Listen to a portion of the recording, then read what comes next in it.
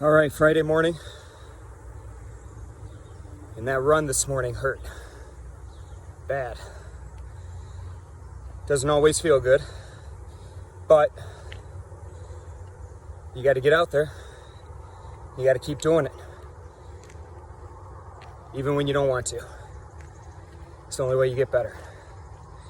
Markets today, lower, so overnight we got manufacturing data out of Europe that wasn't good, showing a contraction.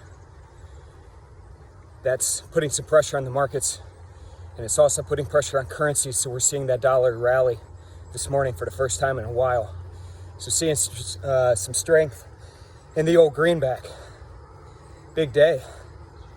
Look at some of the other markets, and similar note, pressure on precious metals and pressure on oil this morning. Oil down about 1.5%, right around $42 a barrel WTI.